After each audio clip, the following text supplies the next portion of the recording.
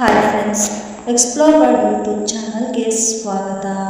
ಶ್ರೀಕೃಷ್ಣನಿಂದ ಕಲಿಯಬೇಕಾದಂತಹ ಜೀವನ ಪಾಠಗಳ ಬಗ್ಗೆ ಈ ಒಂದು ವಿಡಿಯೋದಲ್ಲಿ ಸಣ್ಣದಾಗಿ ನಾನು ತಿಳಿಸ್ಕೊಡ್ತಾ ಹೋಗ್ತೀನಿ. ಈ ಪಾಠಗಳನ್ನು ನೀವು ಕಲಿತರೆ ಜೀವನದಲ್ಲಿ ನಿಮಗೆ ಸಕ್ಸಸ್ ಖಂಡಿತವಾಗಲು ಸಿಗುತ್ತದೆ.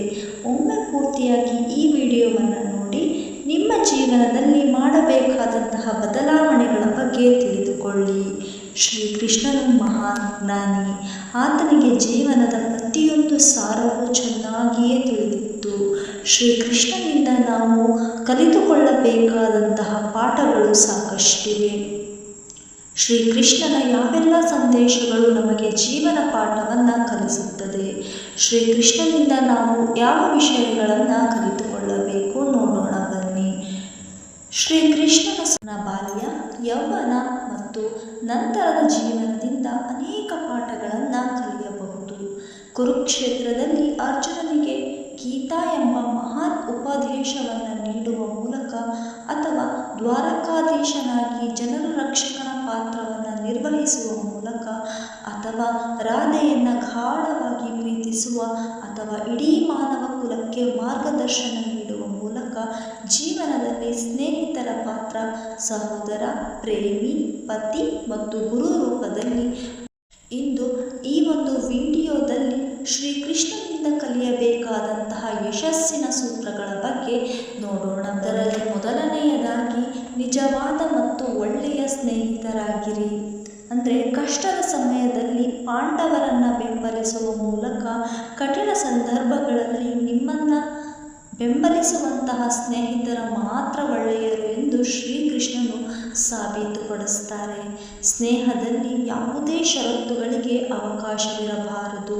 ಆದ್ದರಿಂದ ನೀವು ಪ್ರತಿ ಕಷ್ಟಕರ ಪರಿಸ್ಥಿತಿಯಲ್ಲಿ ನಿಮ್ಮ ಬೆಂಬಲವನ್ನು ನೀಡುವಂತಹ ಸ್ನೇಹಿತರನ್ನು ನಿಮ್ಮ ಸುತ್ತಲೂ ಇಟ್ಟುಕೊಳ್ಳಬೇಕು. ಇನ್ನು ಎರಡನೇ ಪಾಯಿಂಟ್ ಏನಪ್ಪ ಅಂದರೆ ಅವಕಾಶ ಮತ್ತು ಪರಿಸ್ಥಿತಿಗೆ ಅನುಗುಣವಾಗಿ ಕೆಲಸ ಮಾಡಿ. ಶ್ರೀಕೃಷ್ಣನು ಪ್ರತಿಯೊಂದು ರಂಗದಲ್ಲೂ ಕ್ರಾಂತಿಕಾರಿ ವಿಚಾರಗಳಿಂದ ಶ್ರೀಮಂತನಾಗಿದ್ದಾನೆ. ಅವರು ಎಂದಿಗೂ ಯಾವುದೇ ಸ್ಥಿರ ಮಾರ್ಗವನ್ನು ಅನುಸರಿಸಲಿಲ್ಲ. ಅವರು ತಮ್ಮ ಪಾತ್ರವನ್ನು ಸಂದರ್ಭಕ್ಕೆ ತಕ್ಕಂತೆ ಬದಲಾಯಿಸಿದರು ಮತ್ತು ಅರ್ಜುನನ ಸಾರಥಿಯಾಗಲು ಕೂಡ ಹಿಂಜರಿಯಲಿಲ್ಲ. ನೀವು ನಿಮ್ಮ ಜೀವನದಲ್ಲಿ ಯಶಸ್ಸನ್ನು ಸಾಧಿಸಬೇಕಾದರೆ ಯಾವುದೇ ರೀತಿಯಾದ ಒಳ್ಳೆಯ ಕೆಲಸಗಳನ್ನು ಮಾಡಲು ಹಿಂದೆ ಮುಂದೆ ನೋಡದಿರಿ. ಮೂರನೇ ಪಾಯಿಂಟ್ ಏನಪ್ಪ ಅಂದರೆ ಅನಾವಶ್ಯಕವಾಗಿ ಚಿಂತಿಸಬೇಡಿ. ಶ್ರೀಕೃಷ್ಣನು ನಿರ್ವಹಣೆಯ ಶ್ರೇಷ್ಠ ಗುರು. ಅನಾವಶ್ಯಕವಾಗಿ ಚಿಂತಿಸಬೇಡಿ. ಭವಿಷ್ಯಕ್ಕಿಂತ ವರ್ತಮಾನದತ್ತ ಗಮನ ಹರಿಸಿ. ಶಿಸ್ತಿನಿಂದ ಬಾಳಿ ಎಂಬ ಮಂತ್ರವನ್ನು ನೀಡಿದರು. ಎಂದಿಗೂ ನಾವು ನಮ್ಮ ಜೀವನದಲ್ಲಿ ಮುಂಬರುವ ದಿನಗಳ ಅಥವಾ ಭವಿಷ್ಯದ ಕುರಿತು ಅತಿಯಾಗಿ ಚಿಂತಿಸಲು ಹೋಗಬಾರದು. ಇಂದು ನಮ್ಮ ಬಳಿ ಏನಿದೆ, ಈ ಕ್ಷಣ ನಾವು ಏನನ್ನು ಮಾಡಬೇಕು ಎಂಬುದರ ಕುರಿತು ಗಮನವನ್ನು ಹರಿಸಬೇಕು. ಆಗ ನೀವು ಹಿಡಿದ ಕೆಲಸದಲ್ಲಿ ಯಶಸ್ಸು ಪಡೆದುಕೊಳ್ಳುತ್ತೀರಿ ಅಂತ ಹೇಳ್ತಾರೆ. ಇನ್ನು ನಾಲ್ಕನೇ ಪಾಯಿಂಟ್ ಏನು ಅಂತಂದರೆ ಸ್ನೇಹ ಮಾಡುವಾಗ ಹೀಗಿರಿ. ಶ್ರೀಕೃಷ್ಣನು ತನ್ನ ಬಡ ಸ್ನೇಹಿತ ಸುಧಾಮನಿಗೆ ಸಹಾಯ ಮಾಡಿ ಮತ್ತು ಅವನ ಗುಡಿಸಲನ್ನು ಅರಮನೆಯನ್ನಾಗಿ ಮಾಡಿದಂತೆಯೇ ಒಬ್ಬನು ಎಂದಿಗೂ ಸಂಪತ್ತು ಮತ್ತು ಬಡತನವನ್ನು ನೋಡಿಕೊಂಡು ಸ್ನೇಹವನ್ನು ಮಾಡಬಾರ್ದು. ಸ್ನೇಹವನ್ನು ಸತ್ಯ ಮತ್ತು ಪ್ರಾಮಾಣಿಕತೆಯಿಂದ ಕಾಪಾಡಿಕೊಳ್ಳಬೇಕು.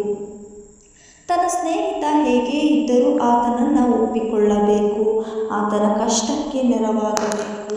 ನಿಮ್ಮ ಬಳಿ ಎಲ್ಲವೂ ಇದ್ದರೆ ಅದನ್ನು ಅವನೊಂದಿಗೂ ಕೂಡ ಹಂಚಿಕೊಳ್ಳುವಂತಹ ಉತ್ತಮ ಸ್ನೇಹವನ್ನು ಹೊಂದಬೇಕು. ಶ್ರೀಕೃಷ್ಣನ ಪ್ರಕಾರ ನಮ್ಮ ವಿರೋಧಿಗಳು ಮೇಲುಗೈಯನ್ನು ಸಾಧಿಸಿದಾಗ ನಾವು ರಾಜತಾಂತ್ರಿಕತೆಯ ಮಾರ್ಗವನ್ನು ಅಳವಡಿಸಿಕೊಳ್ಳಬೇಕು. ಏಕೆಂದರೆ ನೇರವಾದಂತಹ ಮಾರ್ಗದ ಮೂಲಕ ವಿಜಯವನ್ನು ಸಾಧಿಸಲು ಕೆಲವೊಮ್ಮೆ ಸಾಧ್ಯವಾಗದೇ ಇರಬಹುದು. ಅಂತಹ ಪರಿಸ್ಥಿತಿಯಲ್ಲಿ ರಾಜತಾಂತ್ರಿಕತೆಯನ್ನು ಗಮನದಲ್ಲಿಟ್ಟುಕೊಂಡು ಕೆಲಸವನ್ನು ಮಾಡಬೇಕು. ಆದ್ದರಿಂದಲೇ ಶ್ರೀಕೃಷ್ಣನನ್ನು ಮಹಾನ್ ರಾಜತಾಂತ್ರಿಕ ಎಂದು ಕರೆಯಲಾಗುತ್ತದೆ. ಇಷ್ಟನ್ನು ನಿಮ್ಮ ಜೀವನದಲ್ಲಿ ಅಳವಡಿಸಿಕೊಂಡದ್ದೇ ಆದರೆ ಖಂಡಿತವಾಗಿಯೂ ನಿಮ್ಮ ಜೀವನದಲ್ಲಿ ಯಶಸ್ಸು ಕಾಣುತ್ತೀರಿ.